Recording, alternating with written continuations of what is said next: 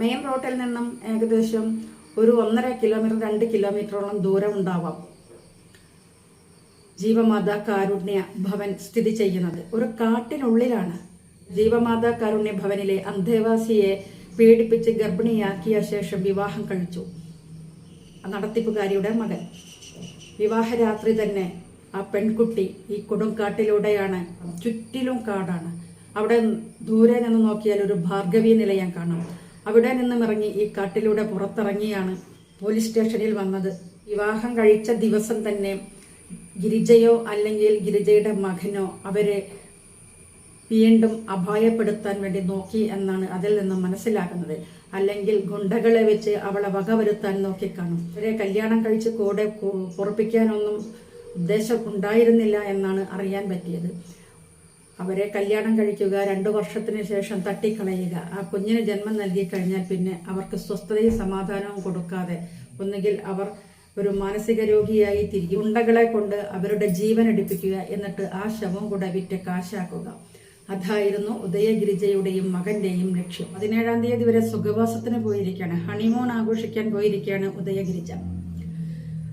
ഉദയഗിരിജ ഹണിമൂണൊക്കെ ആഘോഷിച്ച് അങ്ങനെ തിരിച്ചു വന്നിട്ട് വേണം പോലീസിലെ കീഴടങ്ങാൻ. ഹൈക്കോടതിയിലെ ജാമ്യത്തിന് അപേക്ഷ നൽകിയിട്ടുണ്ടെന്നും കേട്ടു. ഹൈക്കോടതിയിൽ പോയി ജാമ്യം എടുക്കണമെങ്കിൽ അതിന് തക്കതായ കുറ്റം ചെയ്തിട്ടില്ലെങ്കിൽ പിന്നെ എന്തിനു ഒളിവിൽ പോയി? ആരെയും പീഡിപ്പിച്ചിട്ടില്ല എങ്കിൽ പിന്നെ എന്തിനാണ് ഒളിവിൽ പോയി താമസിക്കുന്നത്? എന്താണ് എല്ലാവരെയും ഭീഷണിപ്പെടുത്തിയും നാട്ടുകാരെയും അന്തേവാസികളെയും ഒക്കെ ഭീഷണിപ്പെടുത്തിക്കൊണ്ടിരുന്ന ഉദയഗിരിജയുടെ ധൈര്യമൊക്കെ ചോർന്നു പോയോ? മരുമകനാണല്ലോ ഇതിനെല്ലാം കൂട്ടുനിൽക്കുന്നത്. ആ മരുമകൻ ഇപ്പൊ അവിടെ വരുന്നവരെയൊക്കെ ഭീഷണിപ്പെടുത്തിക്കൊണ്ടിരിക്കുകയാണ്. യൂട്യൂബിൽ വാർത്തകൾ കൊടുത്തവരെയൊക്കെ അവനങ്ങ് പൂട്ടിക്കളയും. എത്ര ആരാ കൂട്ടാൻ?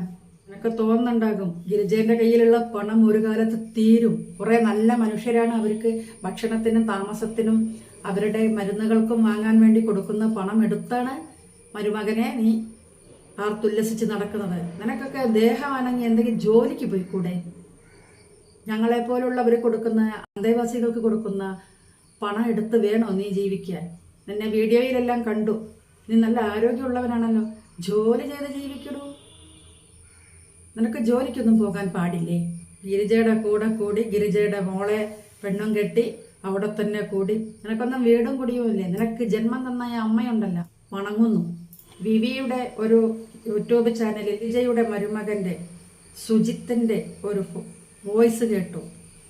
ആ വോയിസിൽ പറയുന്നുണ്ട്, യൂട്യൂബേഴ്സ് പണം ചോദിച്ചൊന്നു. ഏത് യൂട്യൂബറാണ് തന്നോട് പണം ചോദിച്ചത്? ചോദിക്കുമ്പോഴൊക്കെ അങ്ങ് എടുത്തു കൊടുക്കുമല്ലേ? ആ പണം എടുത്തിട്ട് അന്തേവാസികൾക്ക് ഭക്ഷണം കൊടുക്കുക കേട്ടോ. അതാണ് നീ ചെയ്യേണ്ടത്. ഷഫീന ബീവി ആ വോയിസ് അയച്ചത് വേറൊരു വ്യക്തിക്കാണ്. അവർക്ക് അവിടെ നിന്ന് 2 ലക്ഷം രൂപ കിട്ടാനുണ്ട്. അതിനു വേണ്ടിയിട്ട് ഷഫീന ബീവിയെ സമീപിക്കുകയും ഷഫീന ബീവിയുടെ അടുത്ത് ഈ കാര്യങ്ങൾ പറഞ്ഞതുകൊണ്ട് ഷഫീന ബീവി ഒരു വോയിസ് അയച്ചിട്ടുണ്ട്. ഒരു യൂട്യൂബേഴ്സും മരുമോനെ എന്നോട് പണം ചോദിച്ചിട്ടില്ല. ഏതെങ്കിലുമൊക്കെ അങ്ങോട്ട് പറഞ്ഞ് പെരുപ്പിച്ച് അങ്ങോട്ട് രക്ഷപ്പെട്ടു പോകാമെന്ന് വിചാരിച്ചിരിക്കുകയാണല്ലേ. അഖാവ് പറയാറില്ലേ, മടിയിൽ കനമുള്ളവനെ പേടിക്കേണ്ടതുള്ളൂ എന്ന്. അപ്പൊ ഗിരിജയുടെ മടിയിൽ കനമുള്ളത് കൊണ്ടാണ് ഗിരിജ പേടിച്ച് ഗിരിജയും മകനും ഒളിവിൽ പോയിരിക്കുന്നത്. തമിഴ്നാട്ടിൽ ഏതെങ്കിലും ഒരു സ്ഥലത്തുണ്ടാകും, ആ കാര്യം ഉറപ്പ്. അല്ലെങ്കിൽ ഏതെങ്കിലും MLAയുടെയോ മന്ത്രിയുടെയോ സംരക്ഷണത്തിൽ അവർ താമസ സൗകര്യം ഒരുക്കി തന്ന് അവിടെ താമസിക്കുന്നുണ്ടാകാം. ആ കാട്ടിനുള്ളിൽ നടക്കരുത്. നല്ല രീതിയിൽ കുറച്ചുകൂടെ വെളിച്ചത്തോട്ട് വന്നിട്ട് നല്ല രീതിയിൽ വളർത്താൻ പറ്റുമെങ്കിൽ അമ്മമാരെ കൂടി സുരക്ഷിതമാക്കണം. അതിനുള്ള കാര്യങ്ങളാണ് ഇപ്പം നടന്നുകൊണ്ടിരിക്കുന്നത്. രാഹുൽ ഈശ്വർ താൻ എവിടെയാണ്? പല യൂട്യൂബേഴ്സും ഗിരിജയെ കുറിച്ചുള്ള വിവരങ്ങൾ കിട്ടുന്നതെല്ലാം വീഡിയോ ചെയ്തിടുന്നുണ്ട്, റിയാക്ഷൻ ചെയ്യുന്നുണ്ട്. രാഹുൽ ഈശ്വർ മാത്രം ഇതൊന്നും കാണാതിരിക്കുകയാണ്. ഒരുപാട് പേര് പ്രതികരിക്കുന്നുണ്ട്. പോസിറ്റീവും നെഗറ്റീവുമായ ഒരുപാട് മറുപടികളും കമന്റുകളിലൂടെ ഓരോരുത്തരുടെയും അഭിപ്രായങ്ങൾ രേഖപ്പെടുത്തുന്നുണ്ട്.